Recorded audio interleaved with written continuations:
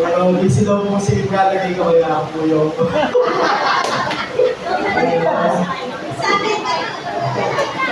Magandang umaga po muli sa inyo lahat. Magandang umaga pero parang tanghali na ano sa init. Ano ba tanghali? Magandang tanghali o magandang umaga pa rin. Magandang umaga po sa inyo bago po tayo magsimula kahit po yung nalangin po. No. Panginoon, salamat po muli sa umaga po ito sa pagkakataon nito na po pagbigay nyo na yung mga salita. Muli po, dalangin po namin ang po patuloy na labay ng mga kaalaman at tayo po patuloy na pauusap pa sa bawat isa. Aware po mga salita ay patuloy na magsilbing kalakasan, kaulungan natin, kaalaman at patuloy na pagpatuloy sa anumang mga amin po mga pananaw. Kayo po siya patuloy na mauna sa araw po ito at magbigay ng kaliwanagan sa bawat isa. Ito po ang aming po dalangin sa pangalan ni Jesus. Amen. Okay. Alam naman na po natin sa panahon ngayon, napakainit, di ba? At kahit na sa mga panahon na mainit, eh, meron pa rin tayong mga nakikita mga nagtatanim.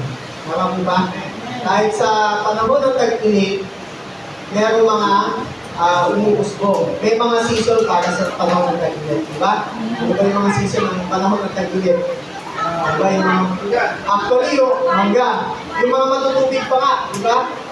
Gawin natin yung panahon ng tag-init pero matubig yung season niya.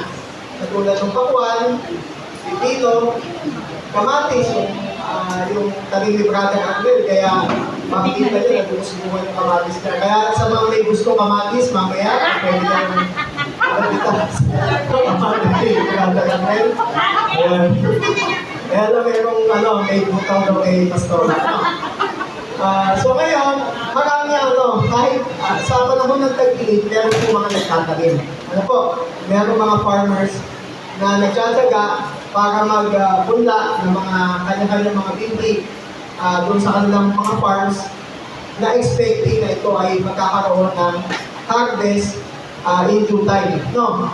At sa mga farmers po, bilang mga farmers, ang mga farmers po, mahirap din ang trabaho kasi nagtatanim sila without knowing kung kailan ba darating yung time na sisibol yung kanilang mga itinanim.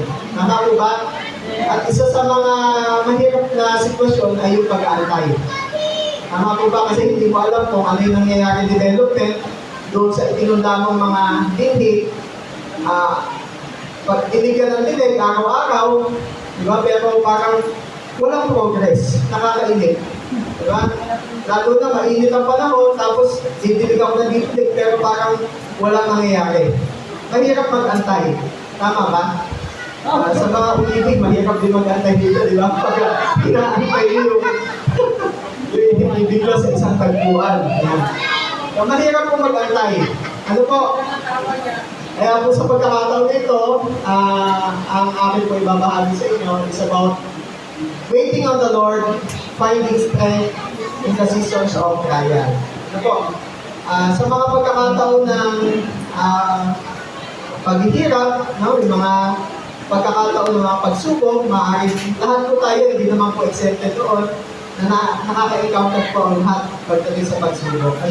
Sa iba't ibang aspeto, iba't ibang nararamdaman, pero lahat po tayo hindi po exempted doon. Hanggat meron po tayong buhay, hindi nga sa mundo ito. Ano po? At may mga pagkakataon na parang ilabaga na parang ang tahimik mo po, O Diyos. Di ba? May mga pagkakataon na dumagating sa ating buhay na, Lord, panalangin mo ko ng panalangin, parang wala pong sutugon yung aking pong panalangin. Lord, ang tagal ko na po dito sa maraming mga pagsubok na dumadating sa aming buhay. Bakit po ako dumalaan sa ganitong klase ng pagsubok? Tama po ba? May mga pagkakataon po sa buhay natin na nangyayari po sa atin. Even Christians, we as Christians, we are not exempted dun po sa mga ganong sitwasyon. Tama po ba? Hindi po tayo po ay naging Kristiyano, ikaw ay exempted na sa mga mga suliranin na maaaring mo encounter. No? Ang bukod tanging ma-experience naman natin is meron tayong kasama doon sa mga pagkakataon na nakakaranas tayo ng mga ganong klase ng pagsubok. Ano po? At ang Bible verse po, tulad yung binasa kanina, is about Psalms 27:14, no, ng International New King James Version. Sabi po doon, wait on the Lord, be of good courage, and He shall strengthen your heart. Wait, I say, on the Lord. Ano po? Sabi doon, kay Yahweh tayo magtiwala, manalig sa Kanya, at huwag maghinawa. Kay Yahweh tayo ay magtiwala. Ano po? So, ang mga Israelites po, kahit noong unang panahon, ano po ba, isa sa pinakamahirap is yung mag-antay. Even the Israelites, noong panahon na nandun sila sa Mount Sinai, at si Moses po umakyat doon sa Mount Sinai upang gawin yung ibigay ng Diyos kay Moses yung Ten Commandments. Naalala niyo po yun? Si Moses ay nandun. Ilang araw po nandun si Moses sa Mount Sinai? 40 days na nandun sa Mount Sinai si Moses. At dahil sa 40 days siya nandun at 80 years old na si Moses, 80 years old nandun sa Mount Sinai in 40 days, nag-antay na matagal ang mga Israelita. Ilang araw sila nag-antay? 40 days. So 40 days sa pag-aantay nila yon, ano ang sabi ng mga Israelita? Aaron, di ba? Aaron, sabi mo, ang tagal ni Moses na nandun sa bundok, sa tuktok ng bundok, wala na si Moses, baka hindi na bumalik yan. Diba? Imagine na lamang natin, 80 years old, 40 days na siya nandun sa taas ng bundok. So ang Israelita, sa kabila na nakita nila yung lahat ng kamanghamanghang mga gawa ng Diyos sa kanila. Diba? Yung pagpapalaya nila doon sa Egypto, diba? Yung mga iba't iba mga himala na ginawa ng Diyos para sila ay makalaya. Yung pagbibigay sa kanila ng tubig sa disyerto, yung pagbibigay ng mana, yung pagbibigay ng ibon, di ba? Di ba, karne tsaka mana yung pinapakain sa kanila. Yung mga pagkakataon na nasa gabi, ito madilim, binibigyan sila ng liwanag. Sa araw naman, upang hindi sila mainitan, binibigyan sila ng lilim. So, ang daming magnificent na bagay na ginawa ng Diyos na ipinakita niya sa mga Israelites. Pero sa kabila na ito, 40 days lamang sila nag-antay, pero nakaisip agad sila na igawa mo kami ng Diyos-Diyosan. No, nag-insist sila na gumawa ng Diyos-Diyosan noong mga panahon na nag-antay sila kay Moses. So, ganun po ang tendency kapag tayo po ay nag-aantay. No. Sa ating buhay, hindi man po literal na Diyos-Diyosan ang ating pong sinasampa ng mga panahon na nag-aantay tayo, maaaring nagiging Diyos natin yung fear. Diba? Nagiging Diyos mo, dahil sa tagal mo nag-aantay, meron pa pang mangyayari o Diyos sa buhay ko. Sa ganitong na-encounter kong problema. So, nagiging Diyos natin yung takot. O maaaring nagiging Diyos mo, yung iba pang bagay, alalahanin, agam-agam, na during yung time na nag-aantay ka doon sa katugunan ng Diyos, doon sa problema mo. Tama mo ba? May mga pagkakataon sa realidad po ng buhay natin na matukso po tayo o matem na gumawa ng sarili nating Diyos-Diyosan habang tayo po ay nag-aantay sa tugon ng Panginoon. Tama mo ba? Ayan. So dito po, titingnan natin yung iba't ibang mga pamamaraan kung paano ba yung tamang proseso ng pag-aantay sa Panginoon. Kahit ako po, nagtatanong ako sa sarili ko, ano ba yung salitang pag-aantay? Ano ba yung salitang pag-aantay pag sinabi mag-aantay? Kasi marami din po sa mga Bible verse sa Bible na sinasabi pong wait, mag-aantay. Ano po? Those who wait for the Lord. Wait for the Lord. Mag-antay sa Panginoon. Bakit po kailangan mag-antay? Bakit? Ano ba yung klase o paraan ng pag-aantay? Ang kailangan kong gawin na magiging kalungkot ako sa harapan ng Panginoon at tamang paraan bilang isang Kristiyano. So meron po dito yung tinatawag na meron po akong 3 points na ginawa. Ito po yung the TSP of waiting. Diba? Ano ba yung TSP of waiting? Sa TSP of waiting po, ito po ay trusting, seeking, and praying. Ito po yung 3 TSP of waiting. Trusting while waiting, seeking while waiting, and praying while waiting. First is yung trusting while waiting po. Sabi po doon, the Lord is my light and my salvation. Whom shall I fear? The Lord is the strength of my life. Of whom shall I be afraid? No. Marami pa po mga verses na tumutukoy doon sa pagdating sa pagtitiwala sa Panginoon. In Psalm 82, the Lord is my rock and my salvation. Whom shall I fear? The Lord is the stronghold of my life. Of whom shall I be afraid? No. My shield and the horn of my salvation.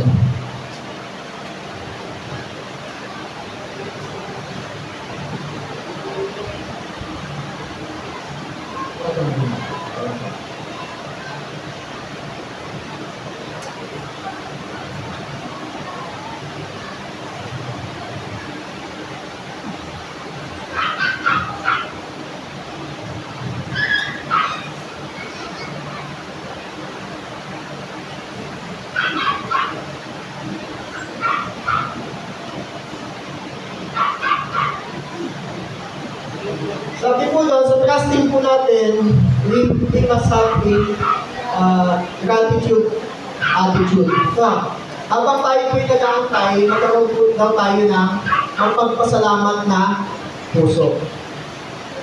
Magpagpasalamat na puso. Dumadanas ka ng kahirapan, nandun ka sa panahon ng pagsubok, di ba? Marami mga problema kang na-encounter. Pwede ba yun, Lord? Ako ay magpapasalamat. Meron pa rin ba akong kakayan na makapagpasalamat? Diba? So sabi nga po, ang isang matured na Christian o isang Kristiyano lumalago sa Panginoon ay yung pusong marunong magpasalamat sa kahit anong sitwasyon. No. Meron nga po tayong kanta, ano yung kanta natin? Ano mang pagkakataon, ano mang maging sitwasyon, ano po yung kasalan nun? Ika'y pupurihin, ikaw at ikaw pa rin. Oo. Nakikipag-ismisa? Tinatanong mo yung Bible verse kanina, ano nga ba yung diba? Ay, sinusulat eh, hindi naman. So, bilang Kristiyano po, ang isang Kristiyano po na dumaranas ng pagsubok is marunong pa rin po magpasalamat. At dapat pa rin po tayo magpasalamat. Ano po? Si Yahweh ay papurihan o aking kaluluwa. At huwag mo kaligtaan, mabuti niyang gawa. Sabi doon. No. Sabi po doon, sa New King James Version, medyo mas maganda, sa iba't ibang version kung makikita natin sa Bible, mas makita natin yung broader, yung pinaka-wordings nung verse na yun eh. The King James Version, sabi doon, yung King James Version, bless the Lord, O my soul, and forget not all His benefits. No. Sa mga pagkakataon lamang ba ng pagpapala, tayo kailangan magpasalamat? Sabi doon, hindi. Kundi sa mga lahat ng pagkakataon, sabi doon, huwag po natin kakalimutan yung mga magagandang bagay na ginawa sa atin ng Diyos. Di po ba? At kapag dumating ka po sa mga panahon ng pagsubok, ano man yung ma-encounter mo sa buhay po, diba? Aalalahanin mo lang yung yung mga magagandang bagay na ginawa ng Diyos sa ating buhay. Ano po? At sa pamamagitan po doon, bubuwal po sa ating puso yung natural na pagpapasalamat. Ano man mangyari o ano mang sitwasyon, ako ay magpapasalamat pa rin sa aking Diyos. Ano po? Dahil hindi yung circumstances o yung mga sitwasyon na nangyayari sa aking buhay ang magdidikta kung ano yung magiging reaksyon ko sa pagpupuri at pagpapasalamat sa Panginoon. Di po ba? Dahil pinapasalamatan at pinapapurihan natin ang Diyos dahil kung sino siya. Ano po? Dapat siyang papurihan at pasalamatan. At alam naman po natin na napakaraming mga istorya sa Bible na nagpapatungkol doon sa pagpapasalamat sa Panginoon. Like yung buhay ni Job. Di ba? Si Job, alam naman po natin si Job, di ba? Si Job ay isa sa mga noong unang panahon na nabuhay na merong magandang buhay. No, maganda yung ano niya, yung buhay niya, mayaman siya, masaya yung pamilya niya.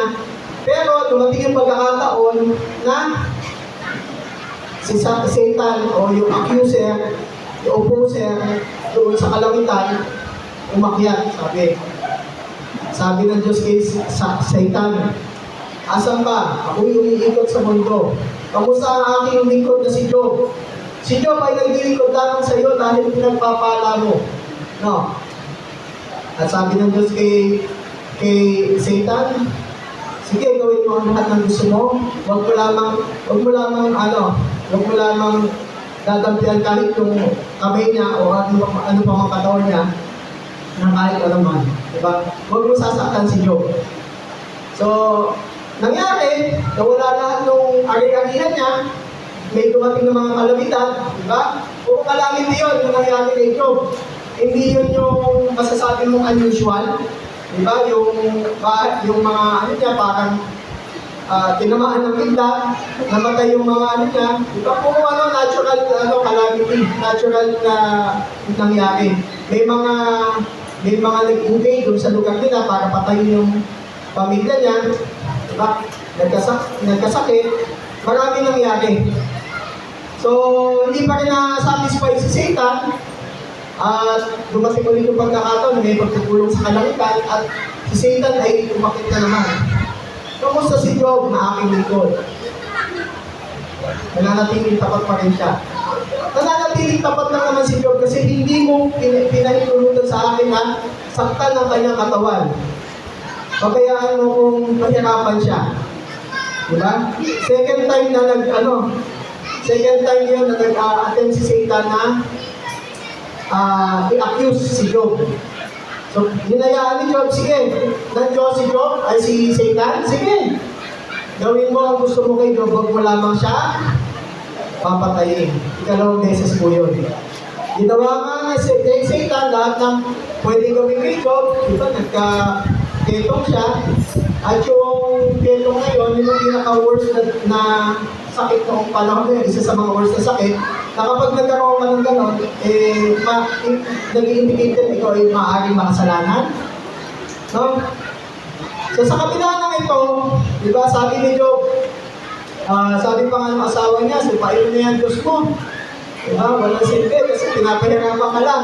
Parang siguro kung ganun yung sinasabi ng asawa niya. At ang sabi ni Job, ano sabi ni Job? Naked I came from my mother's womb, and naked I will depart. Purihin ang pangalan ng Panginoon. Diba? Let the name of the Lord be praised. Diba? Sa kabila ng ganong sitwasyon, meron pa rin siyang puso na meron kakayanan, pasalamatan yung kanyang Diyos. Diba? So si Job ay nabuhay, hindi dahil dun sa circumstances, kundi nabuhay siya base doon sa karakter ng Diyos, na pagkakakilala niya sa karakter ng Diyos. Ano po? Hubad akong dumating sa mundong ito, at hubad din ako aalis. Wala akong anumang dala sa mundong ito. Kaya kung ito ay kunin ng Diyos sa akin, okay lang. Kasi wala naman talaga akong anuman nung dumating ako dito. Ang ganda ng logic ni Job, di ba? Si Apostol Paul, di ba?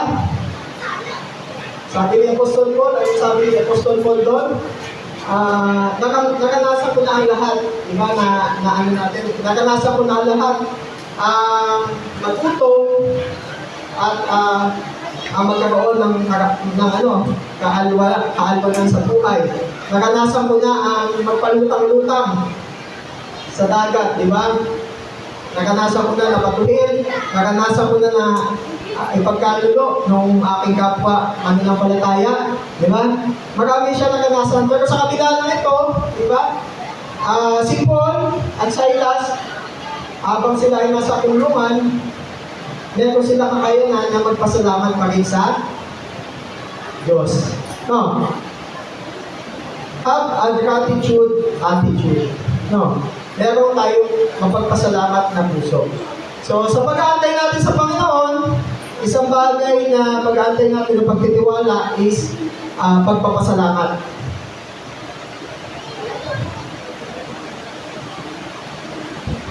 Trust in His, ikalawa po, is trust in His sovereignty. Trusting while waiting is trusting in His sovereignty. Sabi sa 1 Chronicles 29:11, sa inyo ang katakilaan, ang kapangyarihan, ang karangalan, at ang pagtatagumpay sapagkat sa inyo ang lahat ng nasa langit at nasa lupa. Sa inyo ang kaharian at kayo ang dakila sa lahat. Sa iyo ang nagmumula ang kayamanan at karangalan, at kayo ang naghahari sa lahat. Taglay ninyo ang kapangyarihan at kadakilaan, at kayo ang nagbibigay ng lakas at kapangyarihan sa lahat.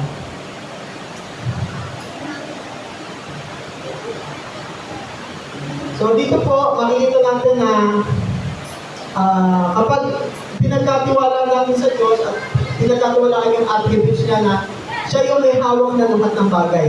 Ano po, wala pong imposible sa Kanya. Meron bang imposible sa Diyos? Tinatanong ng Diyos, di ba? Meron ba imposible sa akin? Wala. Di po ba? So wala pong imposible sa Diyos. Ang lahat ng bagay po ay nasa Kanyang kamay at isang gano'n niya lamang po, meron siyang kakayanan, ibigay niyo ito o hindi, kunin niyo ito o hindi. No. Meron po siyang kakayanan noon.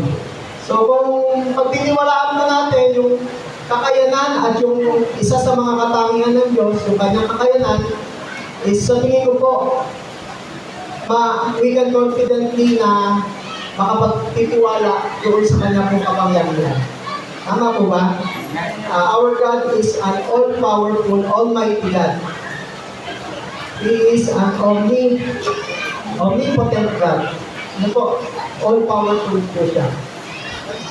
Pero normal naman, kahit naman sa mga bibigala na siguro na may mga instance na natatakot pa rin tayo minsan. Diba? Kasi sa mga Bible characters, kung titignan po natin yun, may mga laging nagpapaalala ang Diyos, huwag kang matakot. Kasi hindi yung mga Bible characters po, may mga pagkakataon sa buhay nila na natatakot din sila. Ano po? Nag-aalala minsan. Pero, ang kaibahan po nila is, nagtitiwala sila sa Diyos. Nagiging kalakasan po nila ang Diyos sa mga pagkakataon na sila ay natatakot. Number 3, trusting while waiting is do not panic. No. Sabi po sa Isaiah 41:10, isa sa mga mostly, siguro, karamihan sa mga Kristiyano, isa ito sa mga favorite verses. No. Isaiah 41:10, ako isa sa iyo, huwag kang matakot. Ako ang iyong Diyos, hindi ka dapat mangamba. No, palalakasin ka at tutulungan, ingatan at ililigtas. So, meron pong pangako ang Panginoon sa atin, meron po ang pangako ang Diyos sa atin na ina-assure na po tayo na do not be afraid, do not be discouraged, do not be dismayed, for I am with you, diba? I will strengthen you and help you. Niligtas kita, tutulungan kita. No. So sa mga pagkakataon po yun, panghawakan lamang po natin yung mga pangako ng Diyos na ibinibigay po sa atin. No. Yeah, huwag kang matakot. So, tapigin mo nga yung malaki mo. Huwag kang matakot.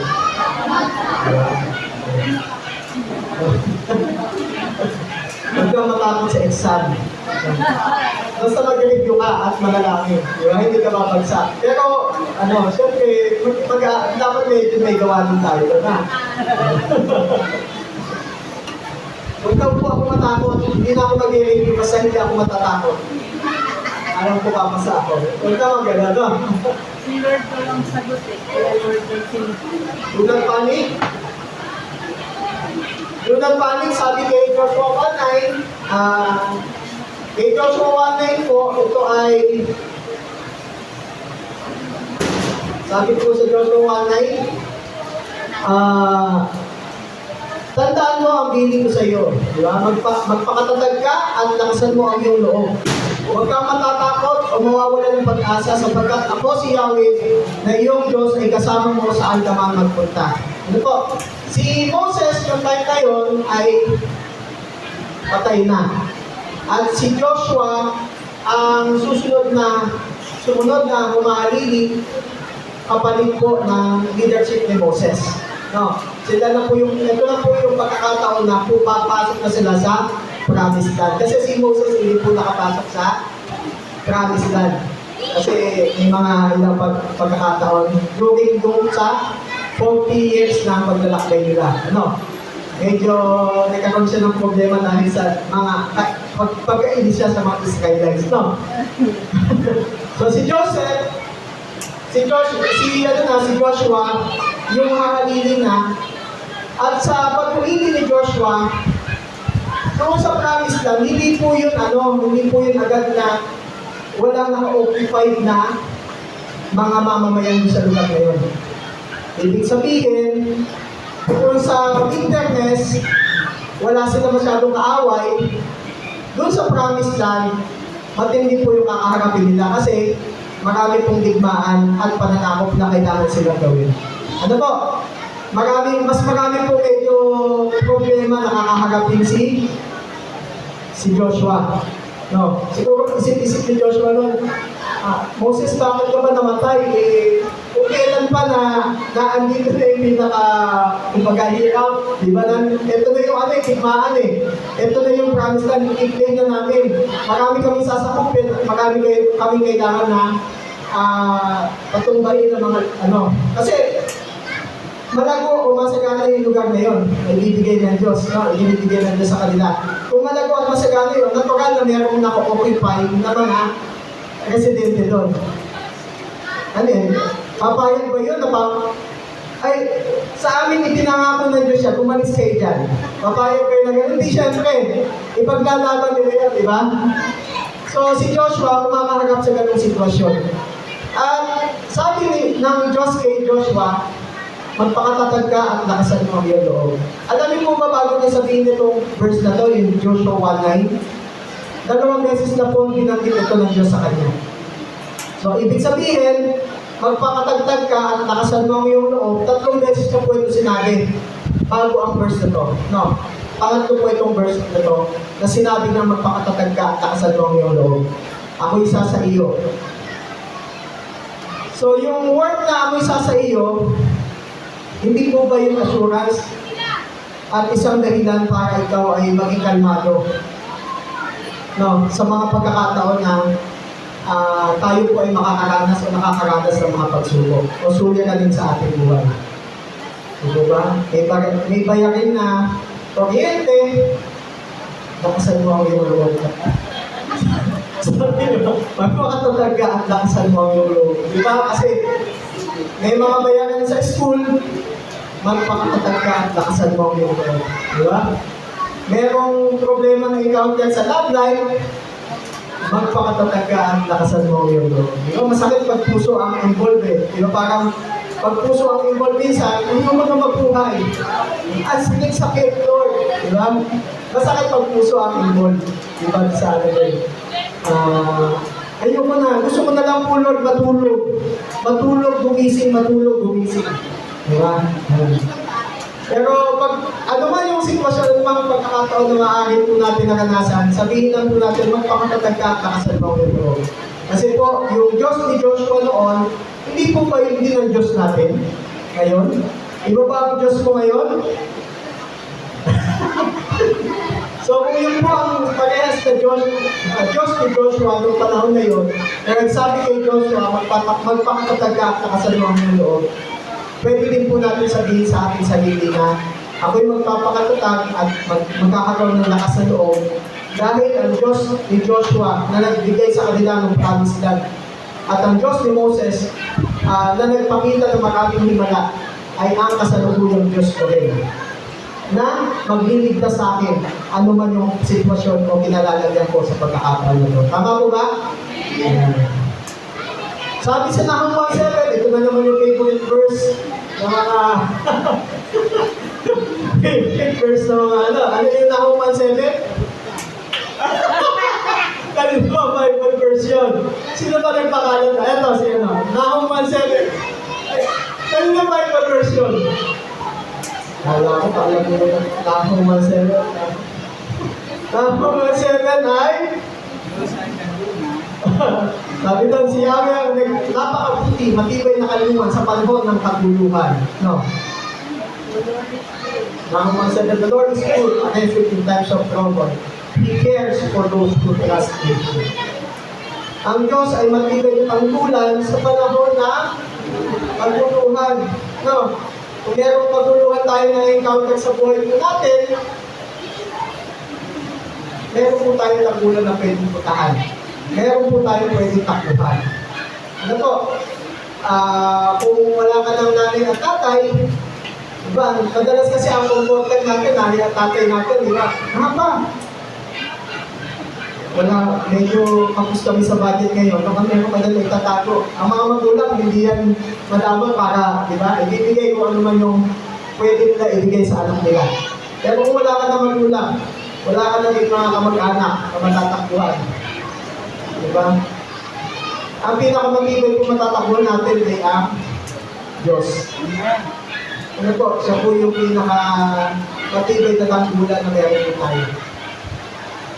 Ano man po yung mga nakakanasan natin, saan man po yung sitwasyon natin, siya po yung pinaka-credible na pwede po natin patakbuhan na makapagbibigay po ng katugunan sa at makakasalit po sa atin sa mga sitwasyon, saan man po, ano man po yung pinalalagyan natin. Ano po? Ayan. Psalm 46:1, God is our refuge. Psalm 46:1, ganun din po yung ibig sabihin niya sa Nahum 1:7. Napakadami pong correlated verses na nagpapatuloy po, nagpapalakas po doon sa isang verse. Sa bawat verses po, nag-support po doon sa Biblia natin. No? Trusting God while waiting or maintaining expectation. No? Sabi doon, sa awit 62:5, tanging sa Diyos lang ako umaasa. Ang aking pag-asa ay tanging sa Kanya. Ano po? Sa English naman, my soul waits silently for God alone, for my expectation is from Him. Ano po? So, tayo po ay umaasa sa Diyos lamang. Nasasabi po ba natin na kapag tayo po ay nandun sa panahon ng pagsubok, na tayo po ay ang pag-asa po natin ay ang Diyos. Siya po ba yung isa sa mga pangunahing tinatakbuhan o sinusubukan po natin? Diba? Sabi nga po, na nakaraan is, pwede tayong magsumbong sa Panginoon, diba? Pwede tayong lumapit sa Panginoon. Si Sagalo, nagsusumbong sa Panginoon. Tama ka, Sagalo? Nagsusumbong. Actually, pwede po natin siyang kausapin na hindi. No. Ang Diyos po ay hindi po siya katulad ng ibang nasa posisyon na maraming proseso, protocol bago ka makalapit sa Kanya. No. Ang Diyos po ay napakalapit lamang po niya. Panalangin lang po ang distansya para po makausap po natin siya. Ano po? Hindi po malayo ang Diyos. No. Pwede po natin siya kausapin at pwede po natin tayo mag-expect sa Kanya na meron pong gagawin magandang bagay ang Diyos sa ating buhay. Nakita po natin ito again sa buhay ni Job, diba? Sa buhay ni Job. Sa kabila ng mga naranasan niya, baali yung pinakatapusan ng kwento ng Book of Job. Ha? Namatay ba si Job? Hindi, pero maaari may mga pagkakataon na conversation siya sa Panginoon. Di ba? Nag-converse niya siya sa Panginoon. O Diyos, sana hindi na ako pinanganak pa din sa mundo ito. Parang yung inaamin niya na pinanganak pa siya kasi sa sobrang hirap yung dinaranas niya. Pero sa kabila ng ito, although nagtatanong siya sa Diyos at nagpakita, nagpaiwatig ang Diyos sa kanya sa pamamagitan ng whirlwind. Whirlwind is, isang ipo, di ba? Yan. Sumagot ang Diyos sa pamamagitan ng ipo-ipo. Pero yung mga tanong ni Job, hindi naman yung direktang sinagot, di ba? Bakit o Diyos ang bakit ako nakakaganas ng ganito? Kasi sa pagkakaalam ni Job, wala naman akong pagkakasala o ano pa mang dahilan para ako ay maparusahan ng ganito o Diyos. Diba? Tatanggapin ko pa ito kung ako ay mayroong pagkakasalang matindi o mayroong mga nagawang labag sa inyo kong paningin. Parang ganon yung ibig sabihin ito. Pero sa kabila ng ito, di ba makikita natin ito sa istorya, si Job ay nanatiling tapat. At dumating pa nga sa point na nag-usap sila, nagpakita ang Diyos, asa ka Job noong panahon na itiniguyod ko ang pundasyon ng mundo. Diba? Parang pinapakita ng Diyos kay Job, malawak, hindi niya maaarok yung anumang ginagawa ng Diyos. No? At ang kapangyarihan ng Diyos ay napakalaki. No? Kumbaga, yun yung pinapaunawa niya kay Job. Kaya naunawaan ni Job yung ibig sabihin ng Diyos na, oo nga, hindi ko kaya unawain yung kapangyarihan ng Diyos at yung kakayanan ng Diyos. Humingi siya ng paumanhin din at patawad sa Diyos. No. At the end of the story, pinagpala siya ng lubos. Nanumbalik yung lahat ng yaman niya, nanumbalik yung dami ng pamilya niya, kasi I think 10 din yung naging anak niya yung second time around. Di ba? Namatay si Job na sa katandaan na. So, yun po yung naging story ni Job. No. So, sa kanya po, ibig ko sabihin nun, makakapag-antay po tayo, kaya po natin, i-expect po natin yung magandang bagay na gagawin ng Diyos sa ating buhay. No. Kung sa mga pagkakataon na nakakaganas po tayo ng ganitong sitwasyon, siya po yung magbibigay ng kalakasan para ma-overcome po natin yung mga bagay niya. Ano po? Para siya po yung magsusustain para magkakaroon tayo ng sapat na lakas mapagtagumpayan yung anumang mga pagsubok na atin po nakakanasan. Tama po ba? Yan. Alam niyo naman po yung footprints in the sun. Nabasa niyo na po ito? Yung footprints in the sun. Sino po yung nakabasa na po ng footprints in the sun? Taas nga po. Wala pa. Si Pastor ka pa. Sino? Wala na rin. Tsaka sino pa? Pero yung pamilya po dito, sino po? The rest, wala po masyado. Kayo po, hindi. Yung hindi nagkasama, hindi pa kayo pamilya?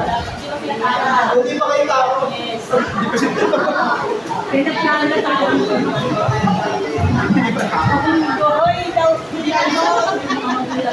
Sabi ko dito sa Footprints in the Sun, ito po ay sinulat base sa aklat, nag-akla nito ni Mary Stevenson. At ito ay sinulat way back 1936.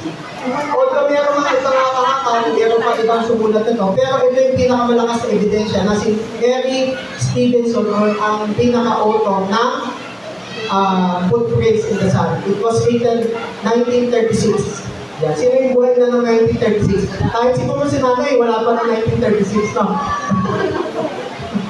Ay! Buhay na si nanay! Meron tayong witness ng Footprints in the Sun, 1936. Hindi, at least, nung inapanganak si nanay, isinusulat na ang Footprints in the Sun. Kaya ka pala, may buhay na matotoo tayo. So, sabi po doon sa Footprints in the Sun, si Mary Stevenson po ay isang Christian. So, ibig sabihin siya po ay inspired talaga ng Word of God. Dahil maaaring ito ay isang vision sa kanya. Ang sasabi po doon, sa isang point ngayon, ako ay nanaginip. Nananaginip po siya doon sa point ngayon. At sa aking panaginip, sabi po doon, di ba? Sa kanyang panaginip, I was walking along the beach with the Lord. No, sabi doon, naglalakad ako kasama ang Panginoon doon sa beach. Many scenes from my life flash across the sky. Maraming pangyayari sa aking buhay ang nakita ko. And each scene I noticed footprints in the sun. Sa bawat senaryo ng aking buhay, ay meron ako nakitang bakas ng paa sa buhangin. Ang hirap Tagalogin, no? Bakas ng paa sa buhangin. No? Sabi doon, Sometimes there were two sets of footprints. May mga pagkakataon, dalawa yung bakas ng paa doon sa buhangin. Dalawang set. No. Isa sa akin at isa sa Diyos. No. At sabi doon, other times there were one set of footprints. May mga pagkakataon naman na isa lang. Asan yung isa? Sino yung lumalakad na? Bakit nawala na isa? Ako na lang ba mag-isa? Diba? Sabi doon. This bothered me because I noticed that during the low periods of my life when I was suffering from angry sorrow or defeat, ako ay nagulumihanan. No?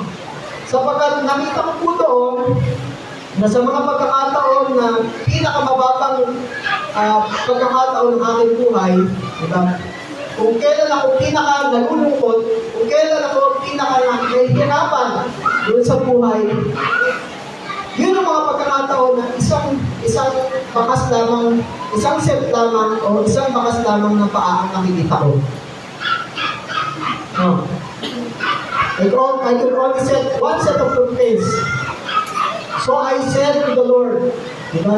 Tinanong ko ang Panginoon, sinabi ko sa Panginoon, Panginoon, pinangako mo sa akin na kung ako'y susunod sa iyo, ikaw ay lalakad na kasama ko. No. Pero sa mga pagkakataon na ako'y nahihirapan, nakikita ko na isa na lamang yung bakas ng paa ang nakikita ko. No. Sa mga pagkakataon na kailangan kita, wala ka doon para sa akin. No. At sabi niya doon, the Lord replied, the Lord replied, sa mga pagkakataon, the times you have seen only one set of footprints in the sun, it is when I carry you. Sa mga pagkakataon na isang set na lamang ng bakas ng paa nakikita mo sa buhangin, yun yung pagkakataon na binubuhan mo kita. No. So, napakaganda po nito, napakaganda nito ano na to. Sa mga kabataan, basahin nito sa Google ko, search nila, Footprints in the Sun. Pero mahirap ka po siguro yan, huwag mong gawing memory version. Ano?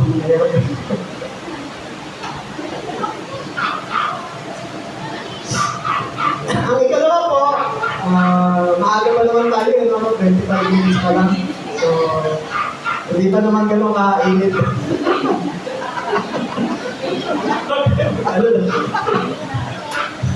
So, yung una po ay trusting while waiting. Ang ikalawa naman po ay seeking while waiting. Sa ating pong seeking while waiting, ang isa pong magandang bagay na dapat po natin gawin is ask for enlightenment. Sa mga pagkakataon na tayo po ay nag-aantay, siyasatin po natin ang Panginoon. At tumingin po tayo ng pwedeng enlightenment. No. Sabi po din sa awit 113:3, Yahweh aming Diyos, tingnan mo ako at sagutin. Huwag hayaang mamatay, lakas ko'y panumalitin. No. Sabi po sa English, kung titignan po natin sa English version yan, consider and hear me, O Lord my God. No. Enlighten my eyes, lest I sleep the sleep of death. Liwanagan mo ang aking isipan, O Diyos. Kasi marami sa buhay po natin na mahirap unawain, di ba? Marami sa mga pagkakataon, minsan, Lord, nagdilito ko naman ako bakit po may mga pagkakataon na dumarating po sa akin ganitong klase ng mga problema. Di ba? Lord, sumusunod naman po ako, pero bakit sa pagkakataon po ito may mga suliran na po ganito na encounter. Samantalang nung panahon na hindi naman ako nasunod sa iyo, medyo napariwara ako, hindi ganito. Ba't ngayon ang dami po, di ba? Di ba? Pwede po tayo humingi ng enlightenment sa Panginoon. Pwede po tayong mag-big sa Kanya doon sa mga ganong sitwasyon. Makatulad po ni Job, di ba, humingi siya ng kaunawaan. Kung hindi man totally ipaunawa ng Panginoon, di ba, i-comfort ka niya. Bibigyan ka niya ng lakas para mapagtagumpayan yung sitwasyon na yun. Ang kailangan po lamang natin is magtiwala. No, magtiwala at siyasatin po natin ang Panginoon. No. Sabi sa Kawikaan 2:6, kung meron mang kakulangan sa kaunawaan, sabi ito, sapagkat si Yahweh ang nagkakaloob ng karunungan. Sa pag-ibig niya ay ang kaalaman at unaway bumubukal. For the Lord gives wisdom from His mouth, calm knowledge and understanding. Kung may mga bagay na hindi po tayo maunawaan, pwede po tayo mag-feed sa Kanya, humingi, mag-ask ng enlightenment sa mga ganong sitwasyon. No? At ang Diyos po, hindi naman po niya hayaan na bahala ka dyan sa buhay mo. Binasa mo yun eh. O kaya, bahala ka dyan. Diba? Basta, kailangan mo malagpasan niya para mapatunayan natin kung talagang tapat ka sa akin. Hindi naman po ganun ang Diyos. Ang Diyos po, nagsusustain po siya. Alam naman po niya kung ano yung limit natin, di ba? Lord, parang hindi na po kaya ito. Ito na po yung parang napakasakit na sitwasyon ko. Diba? Alam naman ang Diyos yung limit natin. And then sa mga pagkakataon na nandun ka na sa limit mo, nandun ka na sa dead end mo. Diba? Laging to the rescue ang Diyos naman. No? Laging nandun ang Diyos para bigyan, sakluluhan tayo at bigyan tayo ng kalakasan doon sa lowest moment ng buhay natin. Diba ba? Lahat po tayo nakakaranas, may mga pagkakataon sa buhay po natin na dumadating po tayo doon sa lowest moment ng buhay natin. Tama po ba? Dumadating yun. Pero pagka sa lowest moment ng buhay ka, muna ikaw, dati po natin alalahanin, meron po tayong Diyos na pwedeng pagsubukan. Meron po tayong Diyos na pwedeng takbuhan. Ano po? At yung Diyos po natin, hindi po yan Diyos na walang pandinig. Hindi po yan Diyos na walang pagtingin. Meron pong pandinig ang Diyos natin na handang makinig at lagi po handang sumaklolo sa anumang sitwasyon na kinalalagyan po natin. Ano po?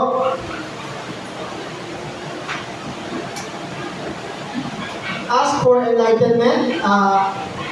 Sabi ko sa Psalms 34:4, ang aking dalangin dininig ng Diyos, inalis niya sa akin ang lahat kong takot. No, so sa English po, I sought the Lord and He answered me. He delivered me from all my fears. I sought the Lord. Sought means past tense ng seek, di ba? Past tense siya. Hinanap ko ang Panginoon at ako'y kanyang dininig. No. At niligtas niya ako sa lahat ng aking mga takot. No. Tayo po lahat ay mayroong mga kanya-kanyang pinatatakutan. Tama ba? Anong pinatatakutan mo?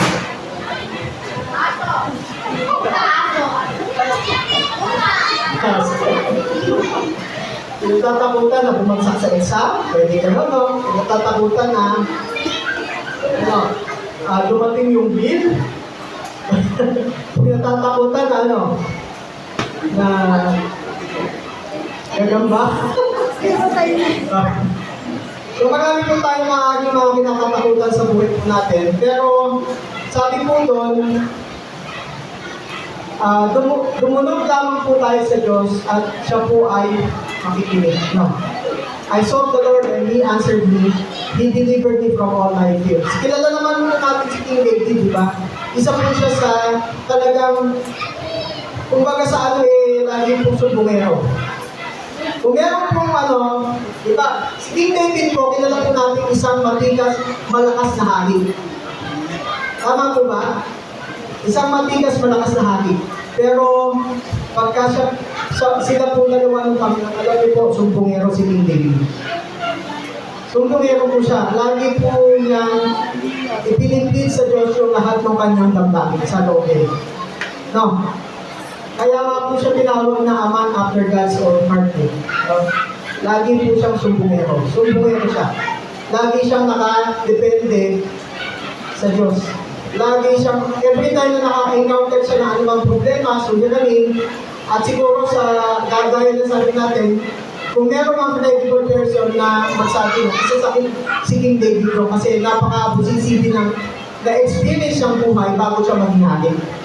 Ano po, matagal na panahon, although matagal siya na-anoint, matagal na panahon na siya na-anoint, pero matagal siya bago na-appoint as king. Doon sa period ng ano na yun, tinutugis siya ni Saul at marami siyang mga naging kaaway. Na wala siyang ibang naging kakampi, kundi ang Diyos lamang. At isa lamang ang sigurado at alam ni King David, sa mga pagkakataon na nagsusumbong siya, meron siyang alam niyang Diyos na nakikinig at handang sumaklolo at magsilbing tanggulan niya sa mga pagkakataon na siya ay natatakot. Ano po?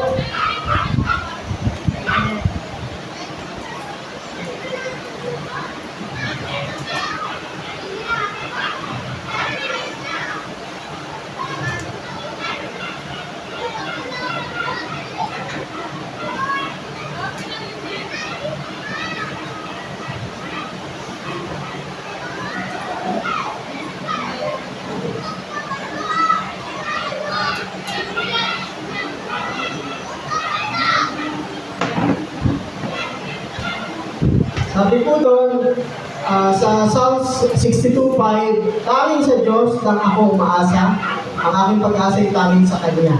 Ano po? My soul wait silently for God alone, for my expectation is for Him. No? At ang sabi po sa Lamentations 3:25, the Lord is good to those who wait for Him, the soul who seek Him. No? Ang Diyos ay mabuti sa mga nag-aantay sa Kanya, doon sa patuloy na sumisiyasat sa Kanyang kalooban.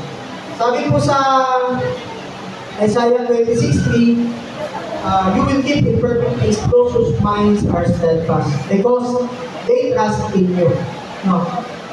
Papanatiliin mo na sa kapayapaan ang mga taong sa iyo ay nagtitiwala. Yun po yung ibig sabihin ng verse na yun. No, pinapanatili ng Diyos sa kapayapaan, kapanatagan, yung kanyang mga lingkod, sa sino mang sa kanya ay nagtitiwala. No.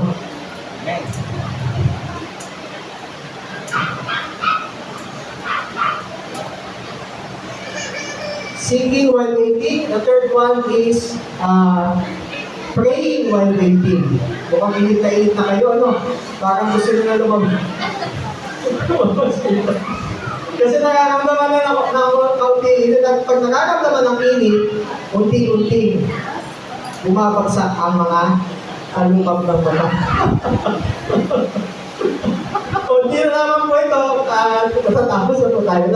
Last part na po. Yung mga nasa harapan kasi hindi makapigit kasi kitang-kita sila kaya kahit naantok na, pinipilit ko lang hindi na tatanda mga mata. Sa mga nasa likod, nandiyan pa po tayo, isang amen nga po, wala dyan pa. Amen! Sabi mo sa Romans 12:2, praying while waiting. Maganda kayo dahil sa inyong pag-asa. Magtiyaga kayo sa inyong kapighatian, palaging manalangin. No? Rejoicing in hope, patient in tribulation, continuing steadfast in prayer. No? Yan. So patuloy po tayong manalangin doon manalangin sa mga pagkakataon na nandun po tayo sa panahon ng pagsubok. No? At umasa po tayo na meron po tayong Diyos na nakikinig. Diyos na hindi po manhid doon sa anumang po nakakamdaman o nakakanasan natin na sitwasyon. Nandiyan po siya at lagi po nakaagapay sa atin. Ano po? So, ang pag-aantay po, waiting for the Lord, waiting for Him, trusting Him while waiting, seeking for Him while waiting, praying for Him while waiting. Ito po yung gawin natin. Sapagkat kapag tayo po ay nagtiwala, nag-antay sa Panginoon, ito po yung laging pangako na atin po pwedeng paghawakan. At sa verse na ito, lagi ko pong inaalam, ano ba Lord yung ibig sabihin ng waiting? Lagi namin kinukut itong verse na to. Sabi doon, di ba, sa Isaiah 40:31, but those who wait for the Lord shall renew their strength. They shall mount up with wings like eagles. They shall run and not go weary. They shall walk and not faint. No. Ngunit sa mga muling lumalakas at sumisigla at titiwala kay Yahweh, lilipad sila tulad ng mga agila. Sila'y tatakbo, ngunit hindi mapapagod. Sila'y lalakad, ngunit hindi manghihina. No. Tayo po mga Kristiyano, marami pong maaaring encounter na mga kapigatian at mga suliranin. Ngunit sa panahon ng mga ito, kapag tayo po ay nag-antay na may pagtitiwala sa Panginoon, hindi po mangyayari na tayo po ay mapapagod. Kasi po ang Diyos po lagi ang laging naandyan para magbigay ng sakit at pagligtas sa ating po sitwasyon. No.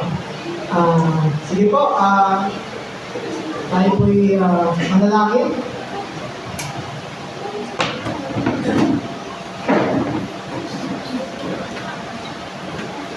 Pwede ko natin kasarin yung masayang awit na alam ni, Sagalu. Kaya lang si Sagalu maglilito na sige sa akin.